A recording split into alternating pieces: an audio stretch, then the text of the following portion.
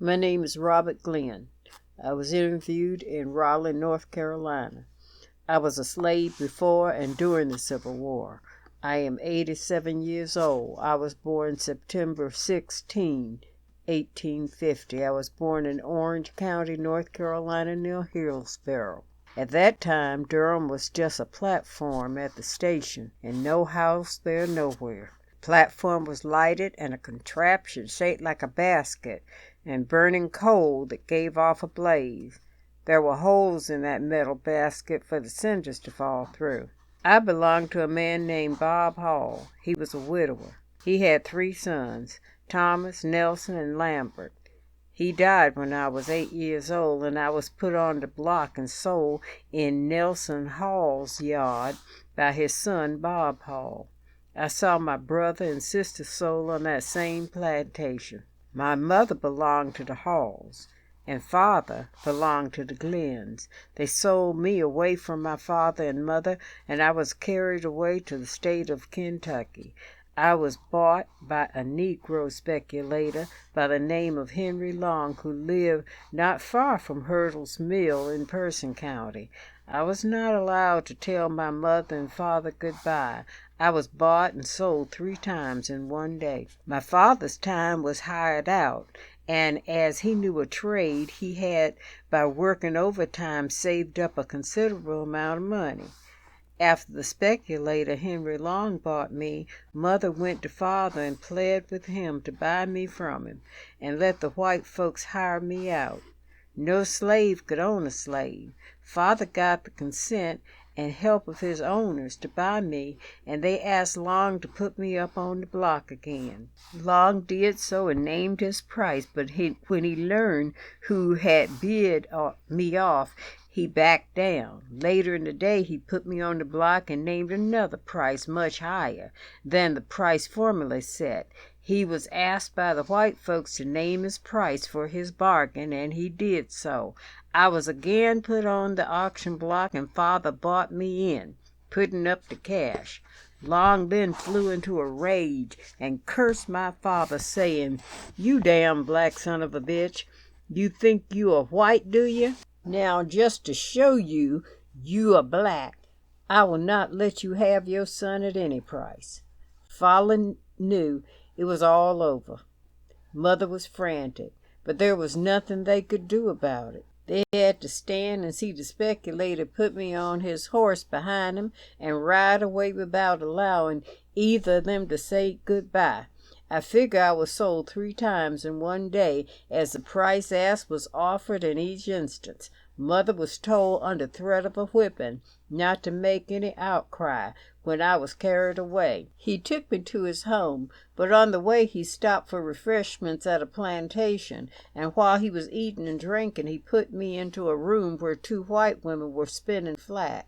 I was given a seat across the room from where they were working. After I had sat there a while, wondering where I was going and thinking about Mother and home, I went to one of the white women and asked, "Missus, when will I see my mother again?"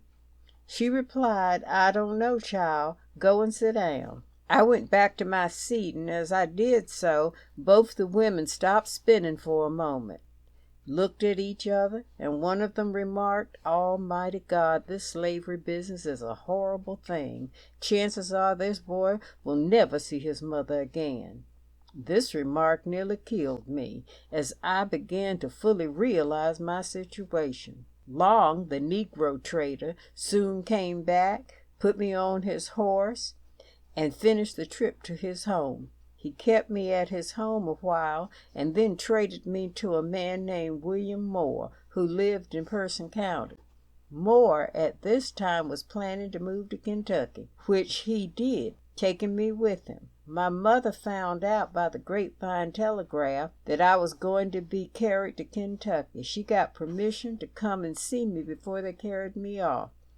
When she started home, I was allowed to go part of the way with her, but they sent 2 Negro girls with us to ensure my return. We were allowed to talk privately, but While we were doing so, the two girls stood a short distance away and watched, as the master told them when they left that if I escaped, they would be whipped every day until I was caught. When the time of parting came and I had to turn back, I burst out crying loud. I was so weak from sorrow I could not walk, and the two girls who were with me took me by each arm and led me along, half carrying me. This man Moore carried me and several other slaves to Kentucky. We traveled by train by way of Nashville, Tennessee. My thoughts are not familiar with the happenings of this trip, but I remember that we walked a long distance at one place on the trip from one depot to another. We finally reached Kentucky, and Moore stopped at his brother's plantation until he could buy one. Then we moved on it. My master was named William Moore, and my missus was named Martha Whitfield Moore. It was a big plantation. He hired a lot of help and had white tenants besides the land he worked with slaves. There were only 6 slaves used as regular field hands during his first year in Kentucky. The food was generally common, hog meat and cornbread most of the time. Slaves got biscuits only on Sunday morning.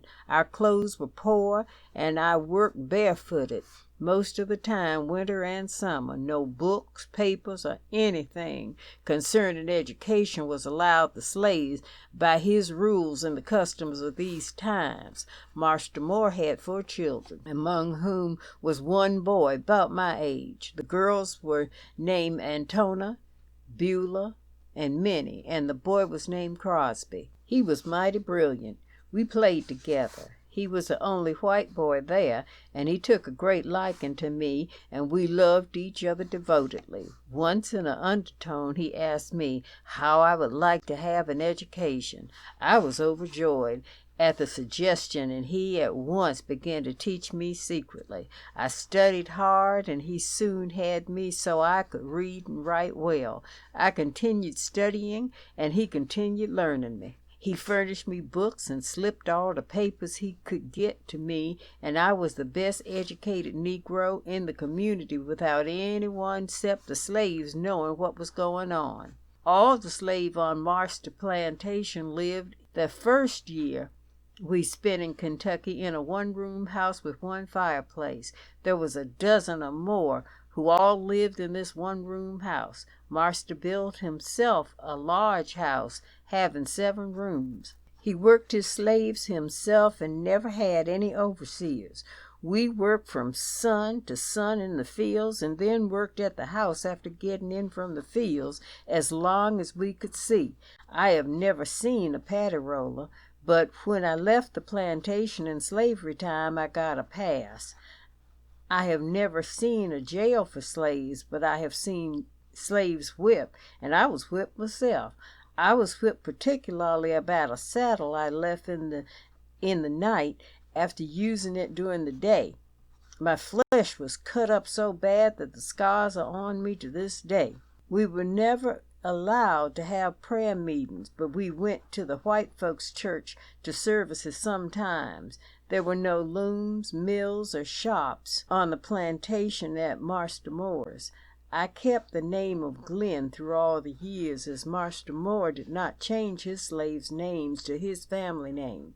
My mother was named Martha Glenn, and my father, he was named Bob Glenn. I was in the field when I first heard of the Civil War. The woman who looked after Henry Hall and myself, both slaves, told us she heard Marster say old Abraham Lincoln was trying to free the niggers. Marster finally pulled me up and went and joined the Confederate Army. Kentucky split, and part joined the North and part the South. The war news kept slipping through of success for one side, then the other. Sometimes Marster would come home, spend a few days, and then go again to the war. It seemed he was influenced a lot of men to join the Southern Army, among them a man named Enoch Moorhead. Moorhead was killed in a few days after he joined the Southern Army. Marster Moore fell out with a lot of his associates in the Army, and some of them who were from the same community became his bitter enemies. Tom Foushee was one of them. Marston became so alarmed over the threats on his life made by Foushee and others that he was afraid to stay in his own house at night, and he built a little camp 1.5 miles from the home, and he and Mrs. spent their nights there on his visits home. Foushee finally came to the great house one night, heavily armed, came right on into the house and inquired for Marston. He told him Marston was away. Foushee lay down on the floor and waited a long time for him. Marston was at the little camp, but we would not tell where he was. Foushee left after spending most of the night at Marston's. As he went out in the yard, when leaving, Marston's bulldog growled at him, and he shot him dead. Marston went to Henderson, Kentucky, the county seat of Henderson County, and surrendered to the Federal Army and took the oath of allegiance. Up to that time, I had seen a few Yankees. They stopped now and then at Marston's and got their breakfast. They always asked about buttermilk. They seemed to be very fond of it. They were also fond of ham, but we had the ham meat buried in the ground. This was about the close of the war. A big army of Yankees came through a few months later, and soon we heard of the surrender. A few days after this, Marston told me to catch 2 horses, that we had to go to Dickinson, which was the county seat of Webster County. On the way to Dickinson, he told me, "Bob, did you know you are free, and Lincoln has freed you? You are as free as I am." We went to the Freedmen's Bureau and went into the office. The Yankee officer looked me over and asked Marston my name and informed me I was free and asked me whether or not I wanted to keep working for more. I did not know what to do, so I told him yes. A fixed price of $75 and board was then set as my salary.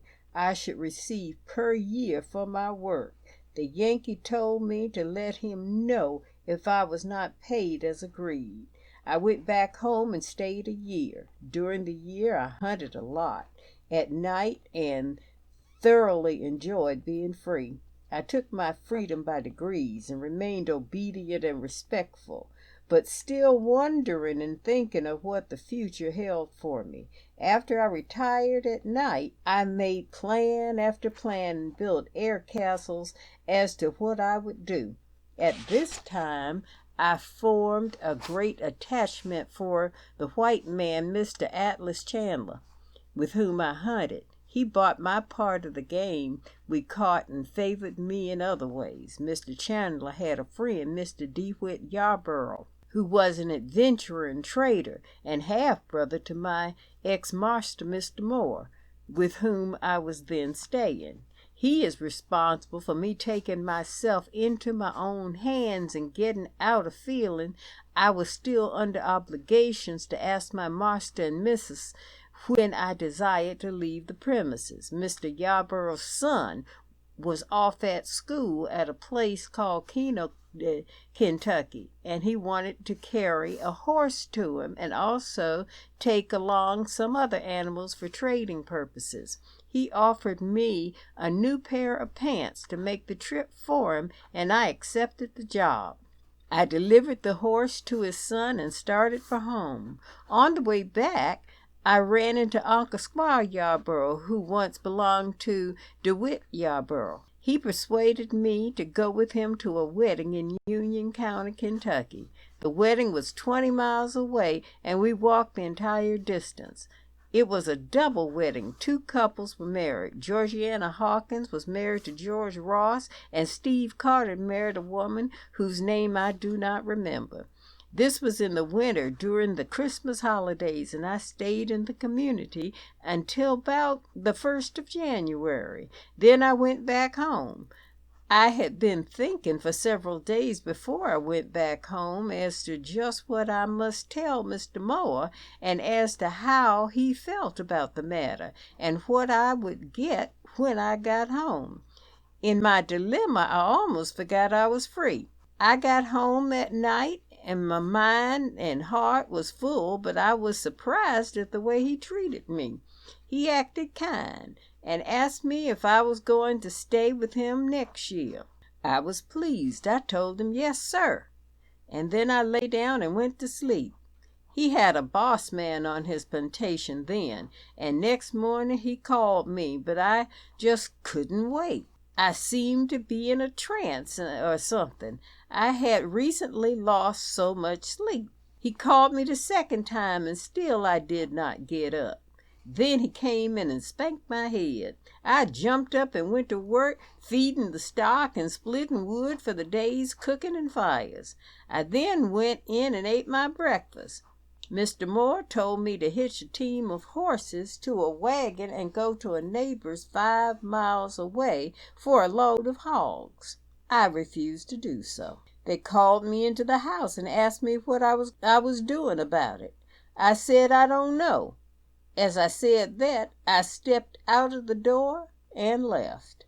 I went straight to the county seat and hired to Dr. George Rasby in Webster County for $100 per year. I stayed there 1 year. I got uneasy in Kentucky. The whites treated the blacks awful bad, so I decided to go to Illinois, as I thought a Negro might have a better chance there, it being a northern state. I was kindly treated and soon began to save money, but all through the years there was a thought that haunted me in my dreams and in my waking hours, and that thought was of my mother, whom I had not seen or heard of in many years. Finally, one cold morning in early December, I made a vow that I was going to North Carolina and see my mother if she was still living. I had plenty of money for the trip. I wrote the postmaster in Roxboro, North Carolina, asking him to inform my mother I was still living and telling him the circumstances, mailing a letter at the same time telling her I was still alive but saying nothing of my intended visit to her. I left Illinois bound for North Carolina on December 15th, and in a few days I was at my mother's house. I tried to fool them. There were 2 men with me, and they called me by a fictitious name. But when I shook my mother's hand, I held it a little long, and she suspicioned something. Still she held herself until she was more sure. When she got a chance, she came to me and said, "Ain't you my child? Tell me, ain't you my child who I left on the road near Mr. Moore's before the war?" I broke down and began to cry. Mother and father did not know me, but mother suspicioned I was her child. Father had a few days previously remarked that he did not want to die without seeing his son once more. I could not find language to express my feelings. I did not know before I came home whether my parents were dead or alive. This Christmas I spent in the county and state of my birth and childhood with my mother, father, and freedom was the happiest period of my entire life, because those who were torn apart in bondage and sorrow several years previous were now united in freedom and happiness.